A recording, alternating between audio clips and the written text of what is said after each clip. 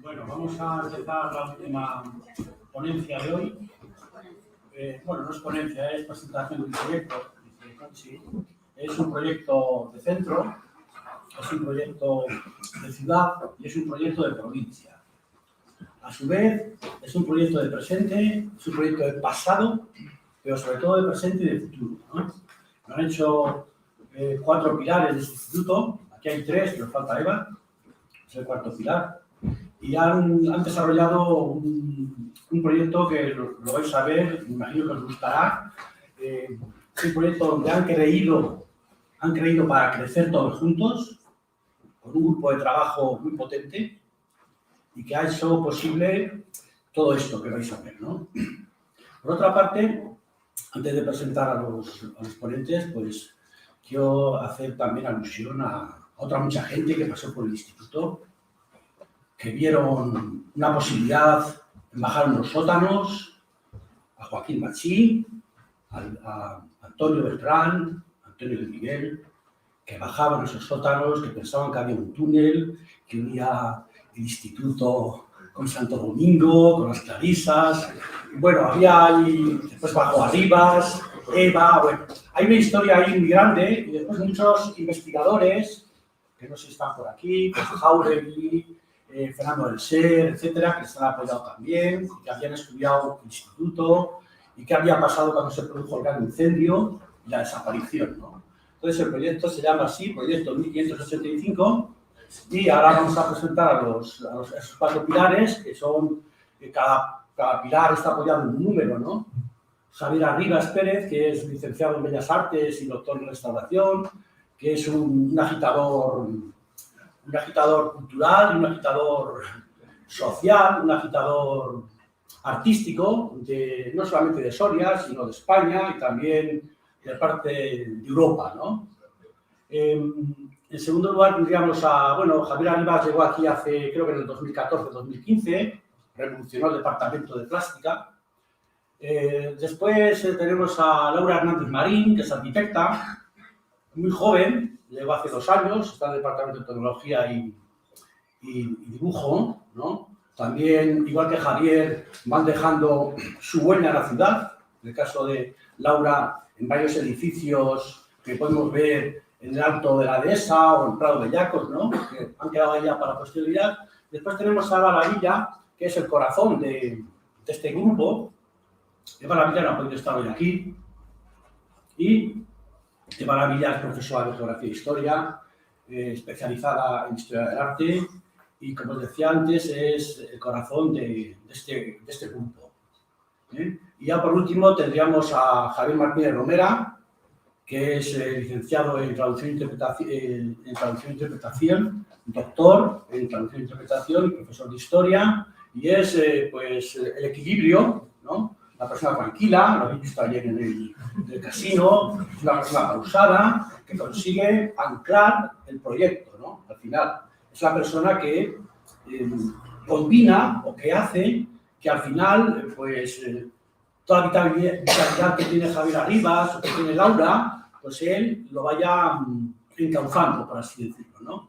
De Javier Martínez Romera, pues todos vosotros lleváis su libro Sorian 600, ¿no? Que me parece que os ha regalado el ayuntamiento, pero bueno, cuando leéis ese libro de ese niño o ese chico de 14 años que recorre con su abuelo y con su tío abuelo en un 600 la provincia de Soria, pues acordaréis de Javier Martínez Romera. Y ya doy paso a ellos para que os hablen de este maravilloso proyecto. Muchas gracias, Luis. Una presentación hecha con mucho cariño y, bueno, pues recíproco a la admiración que tenemos todos nosotros y al buen ejemplo que nos has dado siempre como compañero y como docente. Bueno, pues 1585 lo habéis visto en los carteles, lo habéis visto en el lema de las jornadas. No es una cosecha buena, no es una marca de turrón de lujo. ¿Qué es esto de 1585? Es un proyecto en el que varios profesores del centro y varios departamentos hemos aunado lo que serían 2 tradiciones muy arraigadas en el Instituto Antonio Machado. La primera es la colaboración entre profesores y entre departamentos, que es una cosa que suma mucha potencia y que permite hacer cosas mucho más ambiciosas. Y la segunda sería el respeto y el interés por el patrimonio, algo que compartimos todos los que estamos aquí, que por ejemplo a Conchi, que bien la conocéis, que es nuestra coordinadora de patrimonio, pues ha sabido esparcir e inocular a toda la comunidad educativa, y es una causa a la que el Departamento de Historia, el Departamento de Plástica y el Departamento de Tecnología siempre nos hemos enganchado con especial apasionamiento. Hay otras cosas como las programaciones y demás que nos dan más pereza, pero lo del patrimonio siempre es algo en lo que hemos disfrutado. 1585, veremos inmediatamente, es el año en el que se consagra una iglesia, un elemento patrimonial que ha desaparecido y del que en esta transparencia tenemos un primer boceto de cuando iniciábamos el proyecto. La iniciación de un proyecto había, como bien ha dicho Luis, un cierto sustrato, pero empieza de una manera más o menos accidental. Una mañana de invierno, de estas de comienzo de las clases, Javier Arribas estaba hablando con Eva y preguntaba ¿qué podemos hacer para estas impresoras 3D que venimos utilizando mucho, que sabemos manejar muy bien, para hacer algo simpático? Y yo, que llegaba corriendo a clase, que llegaba tarde, colgué el abrigo y les grité así de paso: la iglesia de los jesuitas. Y lo que empezó siendo una broma casi, al final se convirtió en una colaboración muy estrecha y que nos ha enriquecido mucho a todos y que nos ha permitido pasar de unos documentos que casi no se habían leído a unas fuentes bibliográficas muy interesantes, a utilizar las técnicas más punteras para hacer planimetría y para hacer diseño por ordenador y un recurso 3D. Bueno, tenemos que agradecer en primer lugar a todas aquellas personas que han colaborado en el proyecto. Lógicamente a nuestros compañeros de claustro del Instituto Machado y a nuestro equipo directivo, que no hay jaleo, cosa disparatada o proyecto que se le proponga que no lo acepte. Entonces esa receptividad, esa capacidad de trabajo y ese poner buena cara cuando planteamos una cosa que puede dar muchísimo trabajo y muchísimo jaleo, es una cosa que agradecemos infinitamente a todos nuestros compañeros en jefatura, en secretaría, con Miguel Ángel a la cabeza. La verdad que es una situación envidiable para trabajar. También a nuestros compañeros de departamento, que nos han ayudado y también nos han soportado y han permitido, que nos han dejado espacio para poner planos y todo tipo de facilidades. Por supuesto, también a las personas que son referentes en el campo de la investigación, como por ejemplo al doctor Fernando del Ser, que nos acompaña aquí esta mañana y que es una autoridad a nivel nacional e internacional sobre el tema de este estudio de los jesuitas en España. A José Ignacio Esteban Jauregui, que ha puesto a nuestra disposición documentos que él conocía y que él había transcrito en el archivo histórico, porque es un documentalista absolutamente extraordinario, por más que es una persona muy, muy discreta. También al arquitecto de la Dirección Provincial, que nos pasó unos planos previos sobre el Instituto Machado, que sirvieron un poco de referencia para una aproximación básica a lo que empezamos a hacer. Al Archivo Municipal de Soria, que con Eduardo Muro a la cabeza, que lo tenemos por ahí, pues siempre contesta a vuelta de correo, a vuelta de llamada, cualquier petición de cualquier documento, de cualquier búsqueda o de cualquier cosa que se necesite. Al Archivo Histórico Provincial, que también nos han facilitado el escaneamiento cuidadoso de documentos, la consulta, adaptándose un poco a los horarios y a las prisas que solemos tener los profesores de enseñanza secundaria. A los vecinos de Fuentepinilla, que con curiosidad nos acompañaron y nos permitieron visitar su iglesia. Ya veremos después qué pinta la iglesia de Fuentepinilla aquí. Al Cabildo de la Ilustre Concatedral de San Pedro, que ha tenido la cortesía enorme de cedernos dos imágenes que a lo mejor no son de la iglesia, pero que sí provienen de este colegio cuando era Compañía de Jesús, y que han sido testigos de la evolución del centro y de muchas vicisitudes históricas. Y también a Jorge Ortega Corredor, que fue alumno de nuestro instituto y que ahora es diseñador gráfico y que desde su trabajo a distancia en Madrid pues también nos ha dado una colaboración interesante para dar textura y vida a alguna de las imágenes. Podríamos empezar hablando de cómo era la ciudad de Soria en 1585. Podemos recurrir a muchas referencias documentales tenemos una referencia posterior que es el estandarte de los estudiantes, lo que se conoce como estandarte de los estudiantes. En 1743 se produce la canonización de San Saturio, un acontecimiento muy esperado en la ciudad de Soria, y los estudiantes de la ciudad elaboran un estandarte para sacar en procesión con una efigie del santo, pero que por la parte trasera reproduce cómo era la ciudad en 1743. Mirándolo con un cierto detenimiento, reconoceríamos ahí elementos conocidos como la torre de con el Palacio de los Condes de Gómara, algún elemento más, y como vemos marcado en el recuadro rojo, nuestro instituto, lo que era el Colegio de Jesuitas. Y diréis, pero ahí no hay ninguna iglesia. Llegamos por poco. La iglesia se quemó en abril de 1740 y no la tenemos en el estandarte. Así que esa referencia no nos sirve. Pero sí que podemos seguir un poco la traza de la iglesia, el rastro de la iglesia, en la planimetría urbana de la ciudad. En primer lugar, en lo que sería el primer plano, hay planos anteriores de Badiola, 1814, pero lo que sería un plano detallado de la ciudad es el plano que hace Cuello en 1860. Ahí ya vemos perfectamente identificable nuestro instituto, vemos también un espacio urbano más o menos vacío que hay al lado del instituto, que es el espacio que deja libre la iglesia. Misma impresión la tenemos en el plano catastral, que es un poquito posterior, en el siglo XIX, en el que incluso parece como si se conservara una pequeña traza de muro del perímetro de la iglesia o de su zona aneja.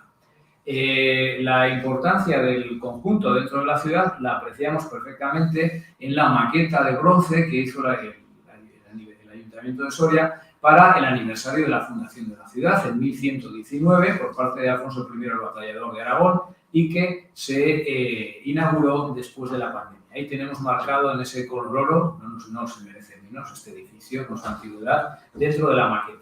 Y por último, en una planimetría actual de un proyecto de digitalización de lo que es todo el país, vemos una fotografía aérea que nos permite ver un pequeño cambio en lo que sería la estructura de la ciudad. Si nos fijamos, la calle tiende a hacerse más recta una vez que pasa al instituto. Si ponemos una regla encima, la alineación del instituto y de parte de la plaza iría en una línea recta perfecta a otro elemento que ha desaparecido, que es la Puerta del Rosario. Era una puerta de la muralla que estaba justo enfrente de la iglesia de Santo Domingo, que también nos explicaron ayer por la tarde en la visita guiada. Es decir, el colegio y su iglesia estaba en una de las que serían arterias y calles principales de la ciudad que conducían hacia un único punto de salida, que era la puerta, porque el resto estaba totalmente amurallado. Ya veremos que el hecho de estar en una calle tan principal va a dar algún problema. Esto que comentamos lo entendemos mejor con estas dos fotografías. En la primera vemos ese espacio urbano, esa plaza del Vergel, ese espacio tan amplio que existe porque ha desaparecido un elemento arquitectónico previo que lo ocupaba y que lo ocupaba con gran amplitud. En la segunda fotografía vemos muy bien cómo lo que ahora serían las partes, los departamentos de nuestro instituto, esa galería cristalada que nos sirve de sala de exposiciones, es un añadido que se construye sobre un muro adosado a un muro norte más antiguo y que se hace ya en los años 60, cuando empieza a aumentar el alumnado del instituto. Y que, como veis, es un poco pegote con respecto, aunque está bien resuelto, con respecto a la estructura original. Ese mismo añadido lo podemos ver en esta estructura texturizada en 3D, que nos da una idea además de lo que es todo el complejo de nuestro instituto y de lo que es el complejo del Colegio de Jesuitas, con esos dos patios, uno más tipo claustro y otro más grande, que sería una huerta, que albergó también un observatorio meteorológico y que ahora es nuestro campo de deportes. La cronología de la iglesia, que aunque tengo vista de águila, como podéis comprobar, voy a recurrir a leerla en el móvil, nos da una idea un poco de cuál es la evolución constructiva desde el comienzo, ¿no? El Colegio de Soria se abre en una fecha relativamente temprana, en 1574, cuando San Ignacio de Loyola funda la Compañía de Jesús en París. En 1576 es la fundación efectiva del colegio, en 1577 empieza la construcción del colegio y en 1583 ya tenemos algún elemento que nos indica que los jesuitas están construyendo una iglesia. Concretamente, el 15 de enero tenemos un contrato para la talla de 10 columnas jónicas, de las que hablaremos extensamente. Después tenemos contratos de madera para la construcción, escrituras de la obra de carpintería y unas obras avanzan relativamente rápido. En 1585, el 1 de julio, se produce la consagración por parte del obispo de Osma, es la diócesis a la que pertenece Soria capital, el obispo Sebastián Pérez. En el siglo XVII la Iglesia crece. Las iglesias ya sabéis perfectamente que son casi como organismos vivos, crecen muchísimo, que van evolucionando, cambiando, ampliándose a lo largo del tiempo y en ese siglo pues llegan elementos como una reforma de la fachada, retablos, la capilla de las reliquias, etc. El siglo XVIII es un siglo de menos actividad en la Iglesia y es el momento que marca su final. El 22 de abril de 1740, un pavoroso incendio destruye por completo la iglesia. Los jesuitas, las crónicas históricas y las actas del ayuntamiento recogen que los jesuitas se llevan un gran disgusto porque el incendio es tan virulento que la custodia en la que guardaban el Santísimo se derrite en el incendio, una custodia de plata. Eso nos da una idea de la potencia que pudo llegar a tener el incendio. Se plantean inmediatamente reconstruir la iglesia, pero la expulsión de Carlos III a los jesuitas hace que ese proyecto sea inviable. No se construye la iglesia y el espacio urbano queda libre. Probablemente, si el incendio no se hubiera producido, hoy estaríamos en un salón de actos más amplio y más eclesiástico. El estudio, como bien comentaba Luis al principio, ha sido especialmente enriquecedor para nosotros por haber combinado distintos saberes y distintas formas de trabajar. La parte en la que más hemos aportado los miembros del Departamento de Historia, mi compañera Eva y yo, ha sido en el estudio de fuentes documentales y en la comparación de estilos artísticos.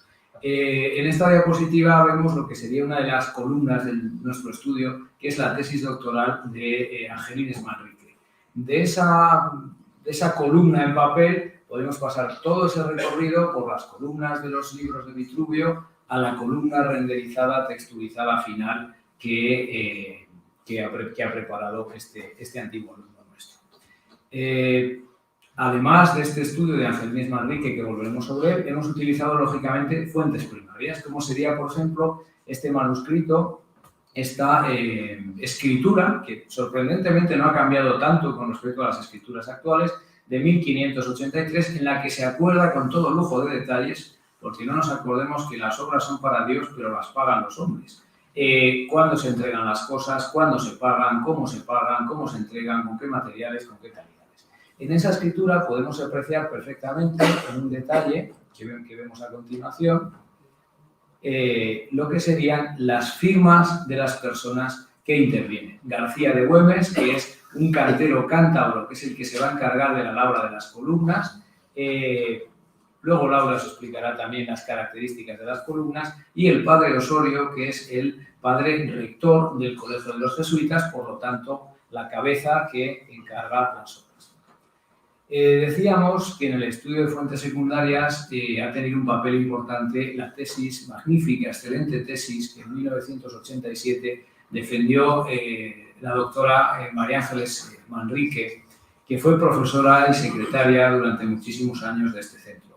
Fue profesora de 2 generaciones, de algunos de los que estamos en esta mesa, y fue profesora también de más gente, amigos y compañeros de los que estáis sentados en las butacas. Este proyecto también va a servir, por desgracia, para hacerle un homenaje, ya que Angelines falleció en enero, y para hacer un recuerdo agradable de una persona absolutamente apasionada por el arte y que nos supo transmitir ese amor a varias generaciones. Ahí tenemos 2 fotografías de la profesora Manrique. Y el catálogo de fuentes secundarias también tenemos, lógicamente, pues la bibliografía interesante y puntera sobre el tema, como son los artículos de Fernando del Ser, que ha publicado y ha llevado a distintos congresos. Tenemos la primera referencia sobre la Iglesia de los Jesuitas, que la da Nicolás Raval en el primer libro sobre historia de Soria, ya a finales del siglo XIX, que se publica, con ese grabado tan bonito, con con el instituto, con esa cúpula de la que a lo mejor tenemos ocasión de hablar en otra ocasión, y también con ese corpus de textos, de legajos notariales que José Ignacio Esteban Jauregui ha puesto a nuestra disposición, pues con esa amabilidad y con esa generosidad que le caracteriza. Aparte del trabajo de fuentes secundarias, vemos que hemos recurrido también a un cierto trabajo de campo y a intentar sondear en el edificio existente si queda algún resto de aquella iglesia o de aquel muro primigenio. Y hemos encontrado varios elementos que pensamos que apoyan la hipótesis de que este muro norte del instituto se reutilizó después del incendio. En concreto, tendríamos en la primera fotografía una entrada monumental al departamento de filosofía, que no es que no se merezcan menos los de filosofía, pero es demasiado monumental para un departamento pequeño. Sería el acceso a una cantoría, a una galería desde el piso superior, desde el que habría contacto visual con la capilla mayor de la iglesia y que la utilizarían en alguna ocasión los frailes o los frailes enfermos para no tener que recurrir al coro de la iglesia. En la fotografía media, y ahí les queda bien claro quién es el Indiana Jones del grupo, vemos un espacio subterráneo que hay debajo del baño de alumnos de la esquina del claustro, que muchos de vosotros lo habréis utilizado estos días, y que tiene el arranque de una puerta monumental que pensamos que sería el acceso a la sacristía de la iglesia, que serviría de comunicación entre el claustro y la capilla mayor. Y tenemos otro elemento muy camuflado en nuestro propio departamento de Geografía e Historia, que es donde está el mapero. Ese en realidad es un arco de medio punto de un tamaño bastante considerable, compartido entre nuestro departamento y el de lengua, que sería el acceso al coro de la iglesia. Y de los documentos y los vestigios pasamos a la recuperación real, que os va a contar. Buenos días. Yo voy a explicar el proceso técnico-artístico con el que hemos dado forma arquitectónica a los datos históricos y otras hipótesis. Ha sido un proceso complejo, ya que era difícil encajar los condicionantes y los datos textuales aislados, sin referencias visuales existentes, con una realidad tangible de más de 400 años después, para poder realizar un dibujo detallado y constructivo de la historia narrada por los viejos papeles que conserva nuestro archivo. Y para ello nuestros puntos de partida han sido las evidencias documentales ya mencionadas por Javier, las 3 evidencias físicas existentes en el muro norte del edificio y numerosas referencias arquitectónicas. En este boceto en línea nos va a adelantar la idea de la magnitud del edificio que vamos a proyectar, que es el levantamiento de la digitalización completa de la iglesia. Del elemento que más información tenemos es el de la columna. El contrato de compra y venta de 1583 especificaba que eran 10 columnas de orden jónico, con un rico entablamento, y también nos daban las medidas de la altura y la sección de la misma en pies de varas. Con estos datos de partida y el estudio de varias referencias coetáneas, como la de la iglesia de Liquiñena, la iglesia de Guernica y el Tratado de Arquitectura de Vitruvio, un arquitecto romano del siglo I a.C., sobre los órdenes clásicos, que es el primer libro de arquitectura que existe, hemos realizado este levantamiento de la columna en alzado y en planta, de nuestra columna, para después poder hacer el proceso de modelado en 3 dimensiones y aplicarle una textura y una luz concreta para conseguir el último paso, que es la renderización del elemento. Estos han sido los pasos que hemos aplicado en cada uno de los elementos de estudio que vamos a ir viendo. Y este es el plano del Instituto en la actualidad con el que vamos a ver los elementos existentes que conservamos. El primero está en el subsuelo del edificio. En el vídeo se puede apreciar los sillares de un muro y el tapiado de una apertura que entendemos que podría ser el acceso a la sacristía desde el colegio. También nos ha permitido conocer la cota de arranque del suelo original hace 400 años. Las otras 2 evidencias se encuentran en la planta primera del instituto y nos han servido para referenciar en planta esas 10 columnas que nos daba el contrato y poder dibujar la traza del plano de la iglesia.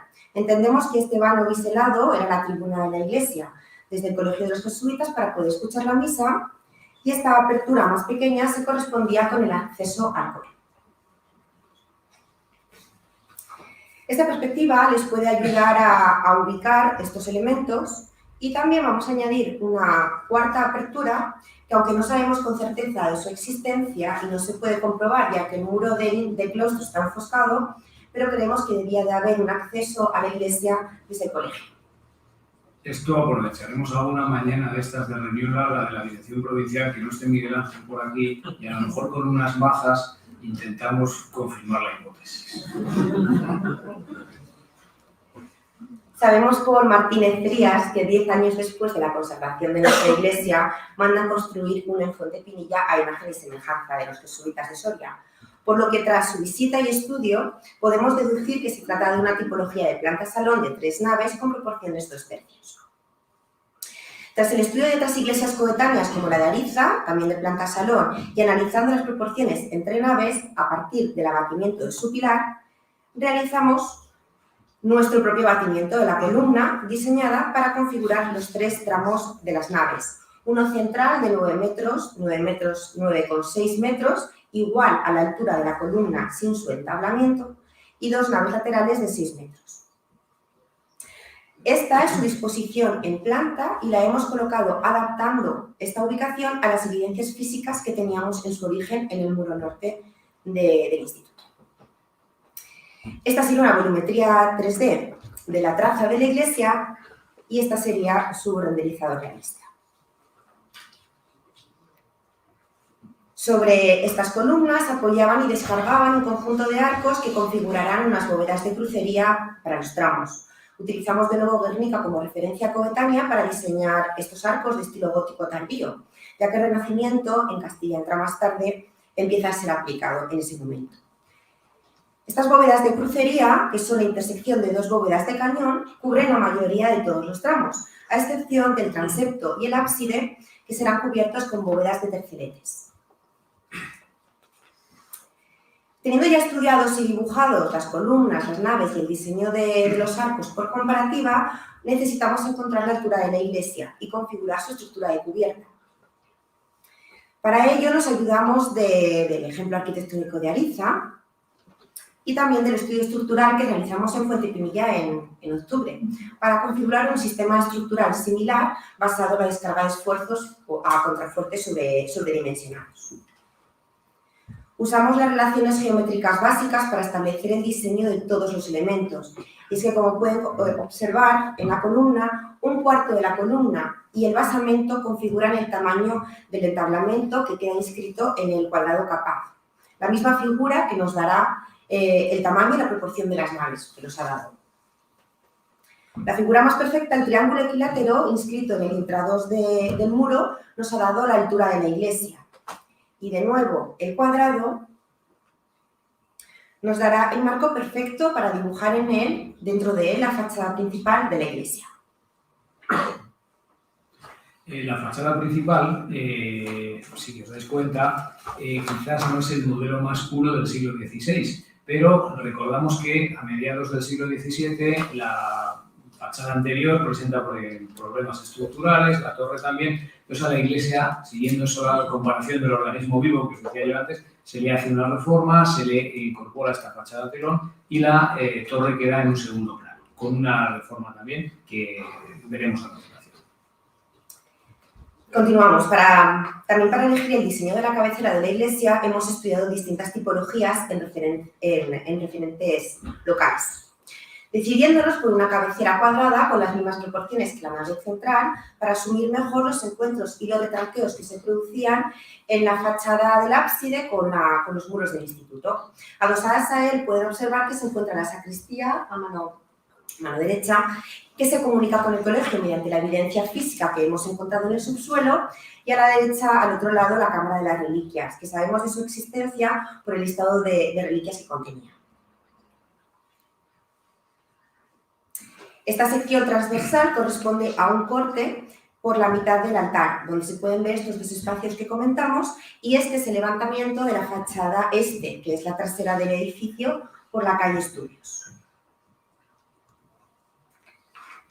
Sabemos que el exterior era austero, con volúmenes puros, contrafuertes estructurales y presencia de escasos vanos. El estudio de iglesias locales con similares características nos ha permitido decidir el grosor de nuestro muro y dibujar su sección en detalle. También diseñar la fachada longitudinal, el alzado norte, y definir por completo la sección tipológica de la iglesia y su trazado en planta, como pueden ver. Una vez diseñado todo el exterior, nos planteamos la ubicación del coro para dar respuesta a la apertura existente en el Departamento de Historia, el mapero. También con las referencias arquitectónicas de Ariza y de Ciñena. Hemos configurado nuestro coro con longitud la fachada de la iglesia y de anchura 2/3 del tramo central. Con ello diseñamos la planta superior a cota 5,50. Esta cota nos la da estas aperturas existentes en los departamentos de Filosofía y de Historia, que dan acceso al coro del colegio. Aquí podemos ver una recreación de este elemento en detalle con un corte paralelo al plano de la fachada. En el transepto de las naves se ubicaba el cimborrio y una linterna de base hexagonal. Estudiando el Colegio de los Jesuitas de Segovia sabemos que era un elemento imponente y de gran sección, y también con otras referencias locales que nos han permitido diseñar en detalle este volumen y su linterna superior, como podemos observar en la planta de cota 20 metros y en las secciones transversales y longitudinales que están cortadas por el cimborrio, en sección en cada uno de los dos planos. Por último, esta sería una simulación realista de la estructura del cimborrio y de la linterna sin su cubrición. El cimborrio, como comentábamos antes también, es un elemento que se añade posteriormente a la iglesia y del que también hay una constancia documental cuando los jesuitas encargan la elaboración de las vidrieras para realizar el cimborrio. La tipología es una tipología, pensamos, típica castellana, ladrillo, para aligerar un poco el peso, pero sí que era un elemento decorativo importante por el hecho de contar con unas vidrieras. Comentaba Laura además el caso de los jesuitas de Segovia y tenemos un documento que recoge Fernando del Ser en sus investigaciones, que es una carta del superior de los jesuitas que asiste a la consagración de la iglesia en julio de 1585 y unos días después, precisamente en Segovia, manifiesta en una carta privada la impresión que le ha producido la iglesia y cómo esa iglesia puede servir de modelo a otras de las que los jesuitas están construyendo más o menos en esos años, como por ejemplo la de Segovia o la de Valencia. También tenemos conocimiento de la existencia de una torre anexa o alojada en la iglesia. Nos cuentan los documentos del archivo que tenía problemas estructurales con grietas de asiento y que casi se les cae y tienen que volver a levantarla. Sabemos que tenía dos cuerpos y uno superior con el campanario. Y junto al estudio de la iglesia de Fontepinilla, otras referencias locales como el Espino o San Pedro, configuramos el tamaño de nuestra torre en proporción de las naves. Aquí podemos ver su definición completa en planta, alzado y sección. Y también una vista renderizada del proceso constructivo. La gran fachada principal que daba presencia a la calle nobiliaria de Habana Vieja será un modelo consolidado de fachada jesuítica, por lo que asemejará su aspecto a iglesias muy importantes de la orden como la iglesia del Gesù en Roma. También referencias locales de fachada telón nos han ayudado a configurar nuestro diseño. Y este es su diseño al detalle. Está compuesta por dos cuerpos, el inferior dividido en tres por columnas por columnas y pilastras de estilo jónico-corintio. En el acceso hay un frontón que se rompe por el escudo de los jesuitas, ventanas en los laterales, hay un óculo sobre el coro, gran frontón superior y altos aleros para poder tapar la cubierta a dos aguas y generar una fachada telón que dejará a la fachada de la torre en un segundo plano, generando así una superposición de términos. Y por último, se sabe de la existencia de unas escaleras de acceso de 1,6 metros y de un atrio de 2,50 de ancho que sobresalía de la línea de la fachada del colegio, ya que las evidencias documentales cuentan que se pidió permiso al ayuntamiento para invadir ese espacio libre público. Habiendo realizado el levantamiento de todos los elementos que configuran la iglesia, el siguiente paso ha sido modelarlos en 3 dimensiones uno por uno, para después aplicar texturas de materiales reales y poder crear esta simulación virtual. Les dejo con los pasos del proceso de construcción 3D.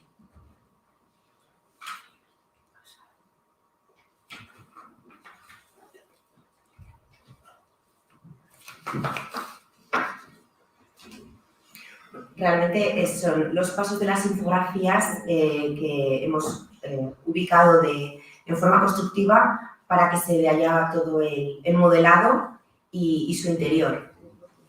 Aquí pueden ver el cimborrio y su cubrición. Pasaremos a la torre, que se aloja en la planta del coro. Aquí hemos levantado la escalera para llegar al campanario en 4 tramos, los 2 muros que se apoyarán en unos arcos rebajados y la fachada que estará escondida por la fachada principal, aquí ahora va a aparecer, por la fachada principal de la iglesia, generando la fachada telón. Estas son distintas imágenes de cómo quedaría la iglesia, imágenes más en detalle. Ahora vamos a ver el arco, el escudo de los jesuitas y su reinterpretación digital. Y nada, por último, una vista global de todo el conjunto.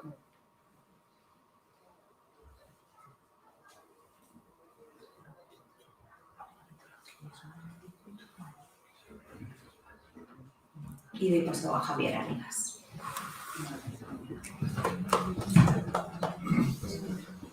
No hablo así. Bueno, yo soy Javier y lo primero quería agradecer a los voluntarios que están, compañeros y alumnos, que gracias a ellos pues estamos todos aquí disfrutando de estas jornadas, ¿no? También quería nombrar a Eva, que no está, porque ellos ya sabéis cómo funcionan. Y claro, a mí me caía el marrón, entre comillas, de plasmar todo este millón de datos, ¿no? De saber qué coño hacemos con todo esto, con datos, con planos, con tal, con cual, y cómo lo plasmamos, ¿no?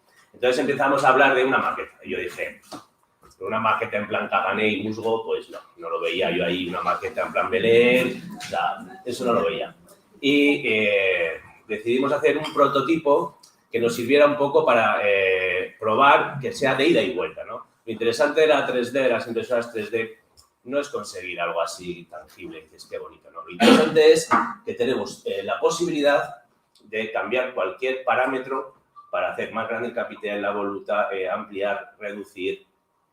Y eso nos permitía ajustar mucho los planos, porque evidentemente lo han contado muy bien, pero como todas las cosas tenía complicaciones, porque llegas y te dicen que el capitel o la columna mide tanto y dices, no puede ser.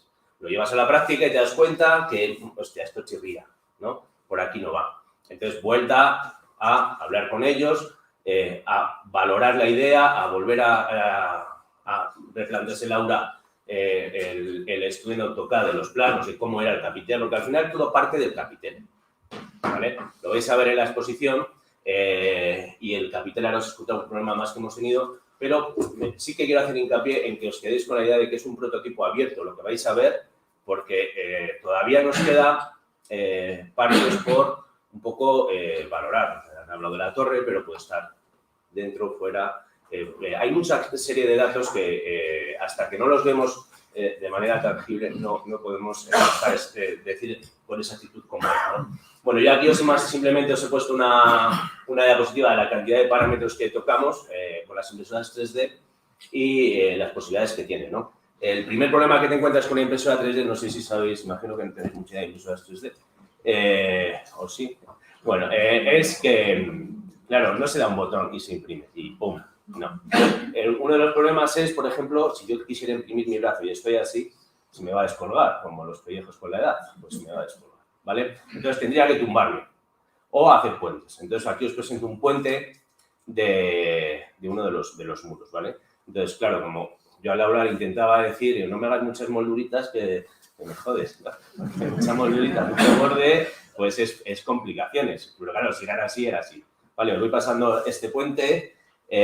Aquí tenéis los interiores de los pilares, ¿vale? Con las impresoras podemos calcular o podemos dar relleno de una manera o de otra, ¿vale? Podemos valorar y decir, bueno, pues le meto triángulo, le meto cuadrado, le meto más relleno, le meto menos. Todas estas piedras, como al final son para ver, porque no tienen una función estructural en sí, pues no he cargado de relleno porque, a ver, os cuento un problema que hemos tenido y es que esta parte Lo vais a hacer idea, ¿vale? Teníamos la idea de hacer un capitel bastante grande, ¿no? Porque al final todo esto también tiene que desembocar en que los chavales lo vean y lo entiendan, ¿no? Si a un alumno de primero de eso le metes este rollo, pues coge y se tira y no quiere saber nada, ¿no? Entonces, cuando entraban en mi clase y veían todo el estudio, todos los problemas que había, pues simplemente ellos se acercaban y solo por estar ahí ya les interesaba, ¿no? Y te pregunto, ¿y esto, profe, para qué es? ¿Y esto qué es? Digo, pues esta se me ha acabado la pieza, porque tal, porque cual. Esta, por ejemplo, tenía el problema de... Esto es un cuarto del capitel que vais a ver, ¿vale? ¿Qué nos ha pasado aquí? Pues se nos ha levantado de la tensión de enfriar y calentar, ¿vale? Son plásticos que se funden y aunque tenía poco relleno, se nos ha levantado. Entonces habría que imprimirlo de otra manera. Eso los alumnos lo veían constantemente al entrar en clase, ¿no? Entonces entraban, veían, pues esta vez ha salido, profe, pues sí, ha salido, tal. Entonces sacábamos la pieza, la lijaban, la tocaban.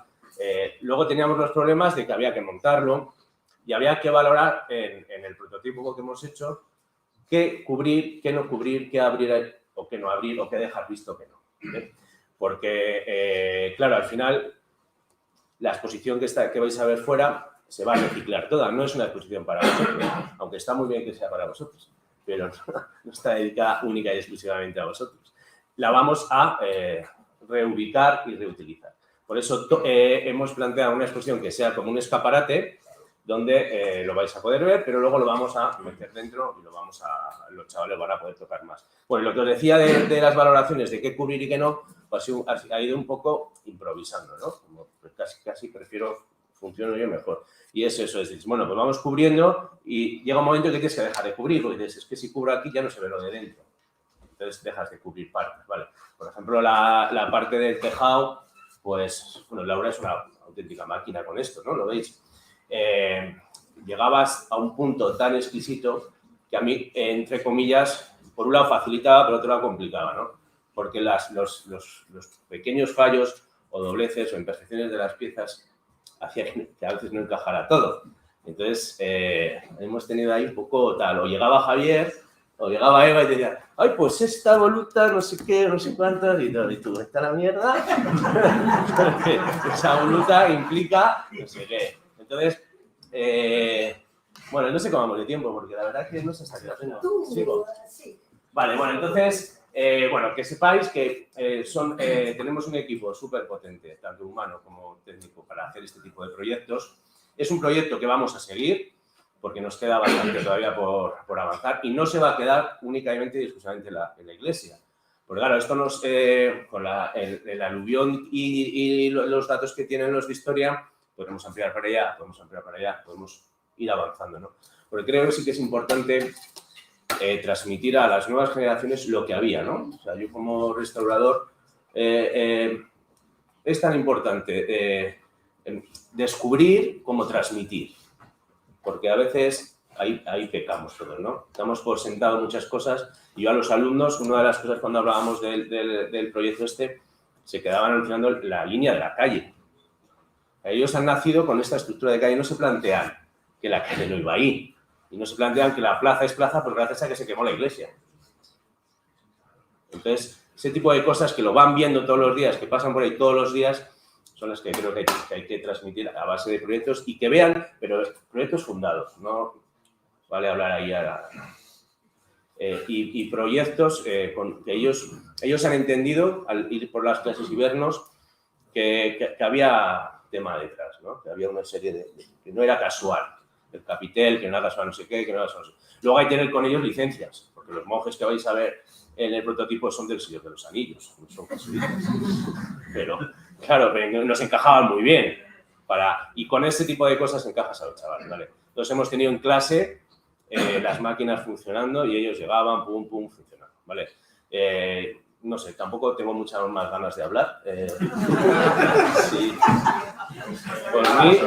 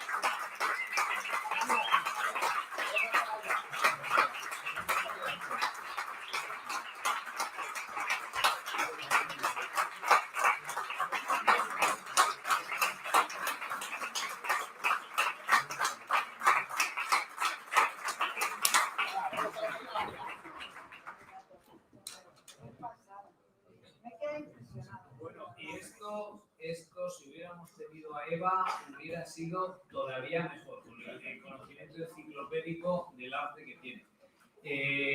Simplemente comentar dos cosas, que lo que muy bien ha dicho Javier Arribas, que el entusiasmo por el patrimonio es transmisible y que los alumnos al final también se han enganchado de ese trajín que llevábamos nosotros de subir, bajar papeles, planos, documentos, pergaminos, piezas y demás, y en el futuro serán ellos los que tengan que cuidar el inmenso patrimonio que tenemos en esta ciudad, y esperemos que esa semilla haya quedado en ellos, y dejar constancia de lo muchísimo que hemos aprendido unos de otros. Yo siempre había contemplado los edificios como una cosa histórica. Ahora sé que no se puede levantar una fachada como yo quiera, sino que hay un montón de condicionantes y que las proporciones y las cuestiones artísticas llevan toda una tecnología detrás. La verdad que ha sido un placer trabajar unos con otros. Lo hemos disfrutado todos infinitamente. Y cerrar, antes de ir a ver la exposición y que puedan verla in situ y preguntar allí lo que se os ocurra, si alguien tenía alguna pregunta, alguna apreciación aquí en el salón con la megafonía, o si preferimos reservarlas para la exposición, pues como digáis, como queráis. Yo, Javier, simplemente quería felicitaros por haber sido capaces de ensamblar un equipo interdisciplinar de un alto nivel de competencia, porque si no hay un arquitecto o arquitecta es imposible hacer un equipo de estos, un restaurador. O sea, mi felicitación por haber conseguido unir vuestras inquietudes en el mismo objetivo. No tengo más palabras. Muchas gracias. Eso ha sido fácil.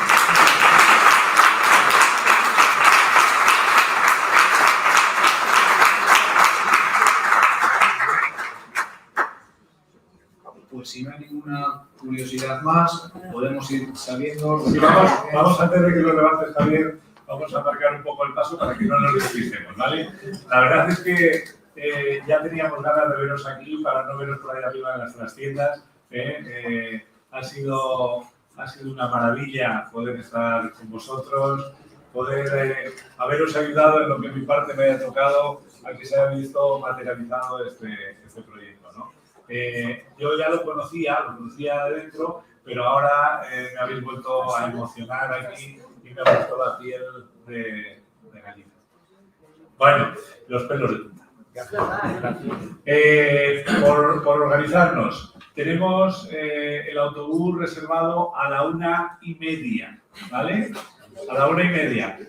Ni lo de Conchi ni lo mío, ¿vale? A la 1:30. ¿Dónde vamos a coger el autobús? Lo vamos a coger en Santo Domingo, donde cogimos ayer el autobús que nos llevó a hacer el itinerario de la ruta por Soria, lo vamos a coger ahí, ¿vale? Ahora vamos a salir del salón y vamos a acompañarles a ellos a visitar la parte de la exposición que vamos a pisar donde estaba la iglesia, ¿vale? Es ahí donde vamos a ver y podéis hacerles todas las preguntas, podéis disfrutar de la exposición durante todo ese tiempo. Tenemos media hora más o menos como para disfrutar de la exposición, ¿vale? Y luego hasta todo.